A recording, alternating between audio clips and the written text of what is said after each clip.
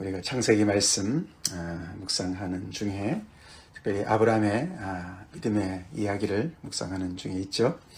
지난 주일 우리가 12장 앞부분에 참 아브라함이 하나님의 그런 정말 그 말씀을 어떻게 그렇게 순수하게 믿고 금방 즉각 이렇게 순종을 하고 행동에 옮기는지 봤습니다.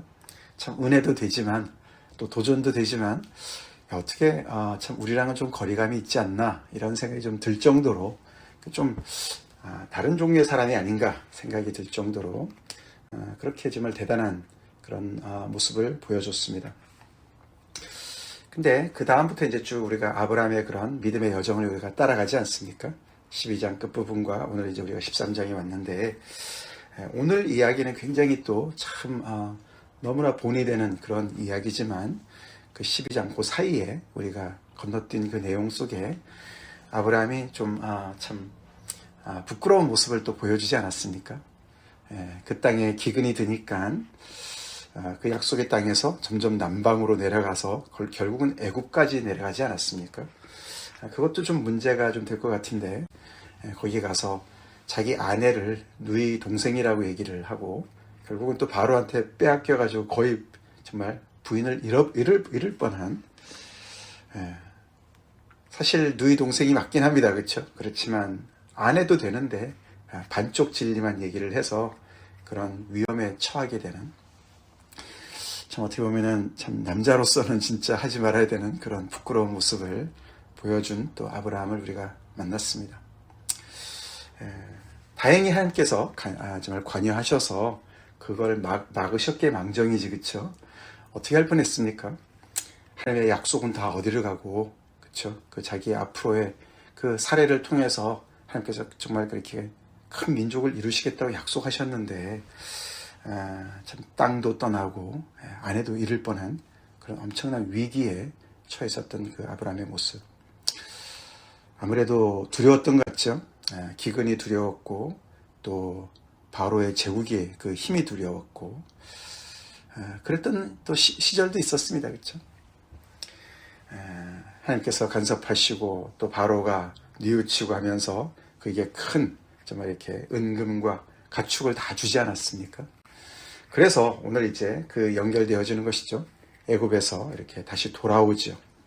여기 계속 조카 롯이 따라다녔습니다. 그렇죠? 그래서 함께 다시 네게브 남방의 그 사막 지역이죠. 약간 그 남쪽인데 거기로 올라왔습니다. 부자는 되었지만 참 체면을 완전히 구긴 그런 상황에 있었는데 그래도 다시 정신 차리고 하나님 앞에 제일 처음에 제단을 쌓았던 베델과 아이 사이에 거기서 다시 돌아와서 여호와의 이름을 불렀다. 믿음으로 하나님을 정말 말씀을 좇아서 약속을 붙잡고 믿음의 그런 그 여정을 떠났지만 이렇게 흔들릴 때도 있는 것이죠. 믿음이 약할 때도 있습니다. 그러나 또 하나님께서 은혜를 주셔서 다시금 거기서 또 구원을 베푸셔서 하나님의 은혜를 경험한 것이죠. 그래서 와서 하나님께 감사의 아마 예배를 드리고 다시 믿음을 또 이렇게 견고히 하는 그런 모습을 우리가 상상할 수가 있습니다.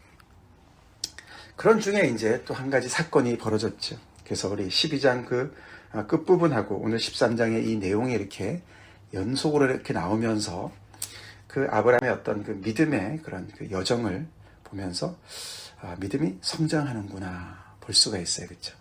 오늘 이제 매일 성경에도 실패 너머로 빛나는 믿음 이렇게 이제 얘기를 하고 있죠. 그만큼 이제 오늘 이야기가 굉장히 또 참 믿음에 굉장히 귀감이 되는 그런 내용이죠. 그렇게도 볼 수 있지만 사실은 아브라함의 믿음의 여정에서 이렇게 실패하는 것도 보여주고 또 이렇게 또 본이 되는 것도 보여주면서 믿음의 여정 속에서 늘 우리가 이렇게 넘어질 때도 있고 또 다시 믿음을 발휘할 때도 있고 이것이 이렇게 왔다 갔다 한다라고 얘기할 수도 있습니다. 항상 이렇게 직선으로만 우리가 성장하지는 않지 않습니까? 그렇죠? 또 우리가 믿음에서 또 후퇴할 때도 있고 그렇지만 중요한 것은 그 순간순간에 하나님께서 붙들고 계시죠? 하나님께서 붙들고 계세요. 하나님께서 힘주고 계세요. 하나님께서 인도하고 계시고, 그래서 이 아브라함의 믿음도 참 중요하지만, 그가 순간순간마다 믿음을 발휘하는 것도 굉장히 중요하지만, 더 결정적인 요인은 그에게 약속을 주시고 그 약속을 계속 이행해 나가시는 하나님의 신실하심에 있습니다. 하나님께서 동행하시는 거예요. 하나님께서 계속 이끌어 가시는 거예요. 그 하나님을 우리가 놓쳐서는 안 됩니다. 아브라함의 믿음에만 우리가 초점을 맞춰서는 안 되는 것이죠. 오늘 이 아브라함을 보니까 어떤 믿음을 발휘했습니까? 결국 이제 롯과 그 충돌이 생겼습니다. 거하는 땅에 그 넓이보다도 그들의 그 사람 수가, 또 가축의 수가 더 많아졌죠. 그래서 서로가 비좁아서 문제가 생겼어요. 처음 왔을 때랑은 굉장히 상황이 달라졌습니다. 그렇죠? 좋은 고민이에요. 그렇죠? 행복한 고민입니다. 그래도 고민은 고민이에요. 그렇죠? 이 아브라함의 그 목자들과, 가축의 목자들과 롯의 가축의 목자들이 서로가 싸우는 거예요. 자, 근데 그 문제 속에서 아브라함이 주도권을 잡고 그 문제를 해결하는 모습이 참 본이 됩니다. 그렇죠? 어른이잖아요. 그렇죠? 삼촌이에요. 삼촌과 조카 사이예요. 그럼 이런 상황이 있다면은 어떻게 하는 게 순리겠습니까? 보통 경우에는. 그렇죠? 아브라함이 롯한테, 그래, 내가 삼촌이니까 내가 좋은 땅 차지할게, 너 독립해라, 뭐 이래야 될 것 같지 않습니까? 근데 그가 전권을 롯에게 맡기는 걸 볼 수가 있어요. 선택권을 롯에게 맡겨요. 우리가 이렇게 다투는 게 이게 옳지 않다. 우리가 다 한 가족인데, 그러니까 우리 이렇게 하자. 그러면서 너에게 선택권을 줄게. 너가 왼쪽으로 가면 내가 오른쪽으로 가고, 너가 오른쪽을 선택하면 내가 왼쪽으로 갈게. 너 선택해. 라고 이야기를 했습니다. 하나님께서 땅을 주시겠다고 약속하셨고, 내가 지시할 땅으로 가라고 그래서 여기까지 왔는데, 하나님께서 주신 땅 아닙니까? 그렇죠? 그걸 롯에게 결정권을 주면 어떻게 합니까? 그래도 아브라함은 그렇게 관대하게 롯을 대합니다. 아브라함이 너무 순진해서 그랬을까요? 아브라함은 욕심이 없었을까요? 그런 게 다 계산이 있을 수가 있지만서도 아브라함은 무엇을 더 믿었습니까? 자기 인생을 이끄시는 하나님을 믿었죠. 하나님의 약속의 능력을 믿은 줄로 믿습니다. 우리의 사람들과의 갈등, 우리가 지난주 수요일에도 그렇고 오늘 이번 주 수요일에도 우리가 창세기 4장 다시 공부하겠지만 형제 간의 갈등 우리가 좀 더 심도 있게 공부하고 있지 않습니까? 그런 갈등 속에서 우리는 아브라함의 이런 모습을 본받읍시다. 본받아야 돼요. 하나님을 봐야 해결책이 세상에서 늘 하는 다투는 그 악의 다툼에서 벗어날 수가 있습니다. 그런 위험 부담이 있지만서도 하나님의 인도하심을 믿었고 하나님의 약속의 능력을 믿었어요. 롯은 눈에 보이는 대로 선택했습니다. 조금 그래요. 그렇죠? 아무리 그랬다 그러더라도 조금 롯이 욕심을 부린 것 같지 않습니까? 그래도 좋은 땅은 삼촌이 차지하세요. 저는 젊고 그러니까 제가 개척해 보겠습니다. 뭐 이래야 되는 거 아니겠어요? 삼촌 따라서 여기까지 와서 여기까지 이렇게 성장했으면은 삼촌을 그렇게 배려해야 될 것 같은데 자기가 볼 때 좋은 땅을 선택했습니다. 요단 지역을 바라보고 소알까지 물이 많은 물이 귀한 그 지역에서 물이 넉넉한 그 땅 소돔과 고모라 지역 근처를 선택했습니다. 그의 눈에는 거기가 여호와의 동산 같았고 또 애굽 땅과 같은 그렇게 정말 어떻게 보면 노른자 중에 노른자인 것 같은 그런 땅을 내가 저희를 선택할게요. 좀 그래요. 그렇죠? 눈에 보이는 대로 선택했습니다. 계산했습니다. 결국에는 그가 우리가 여기도 보지만 점점 더 도시로 가다가 소돔까지 이르게 되고 그 소돔 사람이 여호와 앞에 얼마나 큰 죄인들이었는지를 여기 13절에 언급하면서 나중에 일어날 일들을 예고하고 있습니다. 우리가 눈에 보이는 대로 계산하면 다시 외통수를 만나죠. 외통수를 만납니다. 자, 사실 아브라함의 입장에서 봤을 때는 좋은 땅을 롯에게 넘겨준 거나 마찬가지고, 아니 아브라함은 뭐 눈이 없습니까? 아브라함 눈에도 비슷하게 보였을 거예요. 그렇죠? 그럼에도 불구하고 롯에게 어떻게 보면 양보를 하는 건데, 그 양보한 것도 참 힘들긴 하겠지만 그보다 더 힘든 것이 있었어요. 뭘까요? 이제는 자기가 은근히 의지했었던 롯, 그렇지 않아요? 그렇죠? 정말 본토 친척 아비집을 떠나서 여기까지 혈혈단신 온 거나 마찬가지인데, 그래도 롯이 얼마나 의지가 됐겠어요. 그렇죠? 앞으로 큰 민족을 이루겠다고 하나님께서 약속해 주셨고 그랬는데, 참 거기에서 다른 민족들 다 같이 이렇게 막 섞여 살고 거기 이미 살고 있는 사람들 속에서 한 사람이라도 얼마나 귀했겠습니까? 근데 이제 롯이 떠나가는 거예요. 그렇죠? 그래서 굉장히 그런 쪽에서도 마음이 아주 굉장히 이렇게 허해지지 않았을까, 완전히 텅 빈 것 같은 그런 상황이 아니었을까 충분히 상상해 갑니다. 외로웠을 것 같아요. 그렇죠? 근데 그런 아브라함을 찾아오십니다. 하나님이. 아멘. 하나님이 찾아오시죠. 14절에 애굽의 그 위기에서도 하나님께서 관여하셔서 바로로부터 사례를 건져내셨던 그 하나님께서 이 또 딱 이 적시에 맞추셔서 아브라함을 떠난 후에 여호와께서 아브라함에게 오셨습니다. 그러고 말씀하십니다. 너는 눈을 들어 너 있는 곳에서 북쪽과 남쪽과 동쪽과 서쪽을 바라보라. 눈을 들어 사방을 보라고 말씀을 하시죠. 보이는 땅을 내가 다 너에게, 너희 자손에게 영원히 줄 것이다. 줄 것이고 이것이 영원히 이룰 것이다. 그러시면서 자손 얘기도 하시죠. 그렇죠? 내 자손이 땅에 티끌같이 많게 할 것이다. 좋은 땅을 양보했던 하나님께서 동서남북의 땅 전체를 하나님께서 주시겠다 말씀하시고, 롯을 떠나보냈더니 하나님께서 내 자손을 땅의 티끌보다도 많게 할 것이다 말씀하십니다. 이 아브라함의 마음을 정확하게 보고 계시는 것이죠. 그리고 그 땅을 종과 행으로 두루 다녀보라고, 직접 다녀봐, 걸어보라고 그렇게 말씀을 하셨습니다.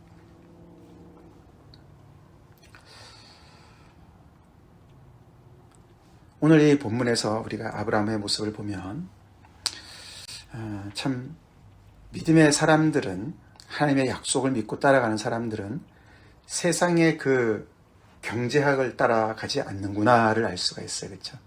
세상의 경제학 뭡니까? 세상의 경제의 그 기본 전제 조건은 세상의 자원은 제한되어 있다. 그죠? 그거죠. 제한되어 있다. 그리고 그것은 부족하다. 다 같이 누리기에는 부족하다. 그렇게 단서를 달고 있어요. 지금 여기 이들의 땅이 부족했던 것처럼. 그렇죠? 늘 그렇게만 생각을 합니다. 하나님을 믿을 때 하나님께서 눈을 들어보라 그러면 다른 땅이 보일 수도 있는데, 하나님께서 공급해 주시는 자원이 있을 수도 있는데, 그걸 못 보는 게 세상이죠. 그렇죠? 그래서 눈에 보이는 것만을 가지고 서로가 나누려고 하니까 늘 부족하죠. 결핍합니다. 그게 세상의 경제 원리예요. 어떻게 합니까? 힘 있는 자가 더 차지합니다. 싸워요. 그래서 싸워요. 법정 분쟁과 고소와 끊이지 않습니다. 요즘에는 미국이, 트럼프가 그린랜드를 욕심을 내고 있습니다. 그게 세상의 원리죠. 우리 그렇게 살면 안 되겠습니다. 예수님께서 누가복음 12장에 어리석은 부자 비유를 말씀하지 않으십니까? 그때 어떤 사람이 와서, 그렇죠? 선생님, 우리 이 형제간에 재산 상속 문제가 생겼습니다. 좀 도와주세요. 해결해 주세요. 그렇게 예수님 앞에 나왔을 때 예수님께서 내가 그런 거를 해결해 주는 사람이지 않느냐? 이러시면서, 그렇죠? 결국은 비유로 말씀하시면서 부자가 너무너무 정말 소출이 많으니까 어떻게 할까 걱정하다가, 그렇죠? 지금 있는 곳간도 헐고 더 큰 곳간을 세워가지고 거기다가 가득 채워놓고 내 영혼아 이제 걱정할 것 없다, 이런 혼자 말을 하는 그 부자, 그런 하나님께서 그 영혼을 도로 오늘 찾으신다. 그럼 그것이 과연 누구의 것이 될 것이냐? 그러시면서 뭐라 하셨습니까? 이렇게 재물에 부요하고 재물만 생각하고 하나님에 대해서 부요하지 못한 자의 결말이 이럴 것이다.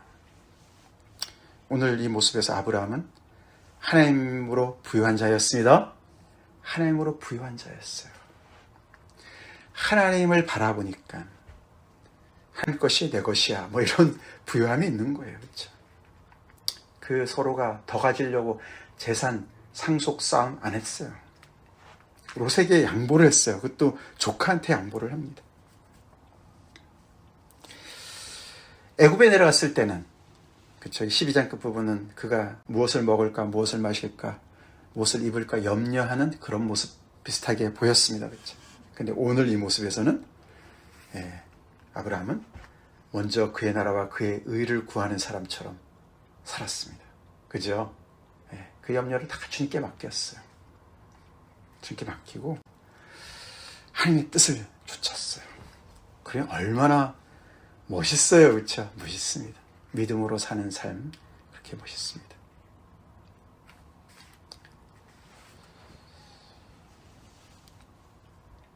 그러고 그는 장막으로 옮겨서 헤브론에 마물의 상수리 숲에 이르러서 또 거기서 여호와를 위하여 제단을 쌓았다.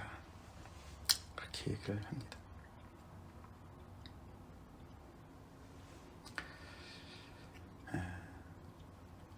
우리의 믿음의 현주소는 어디입니까?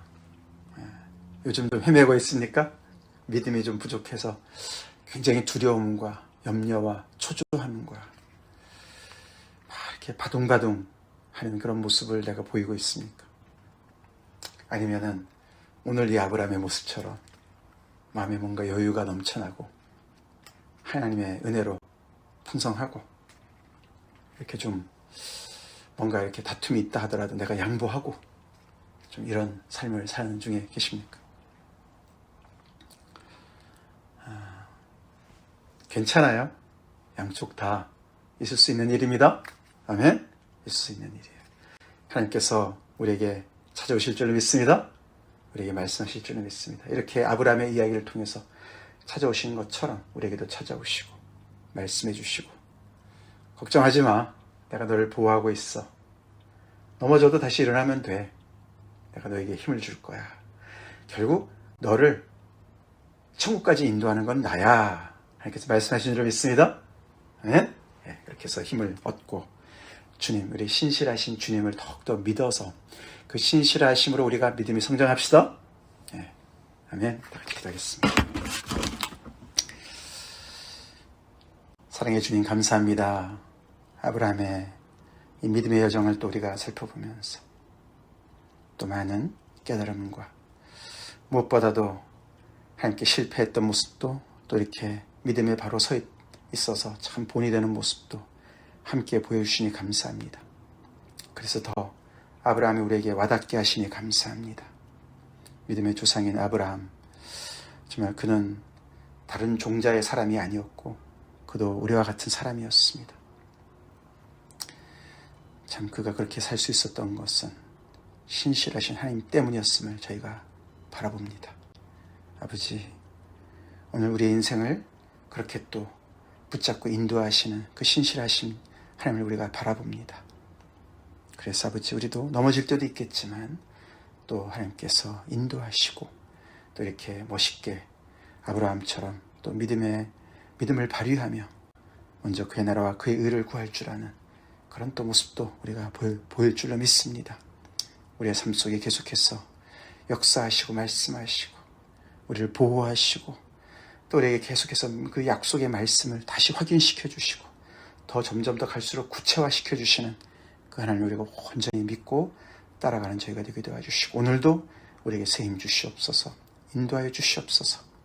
그래서 젊은 사자도 정말 아버지 굶주릴지라도 정말 하나님을 경외하는 자에게 주시는 그 놀라운 그 담대함과 정말 풍족함으로 우리를 인도하여 주시옵소서.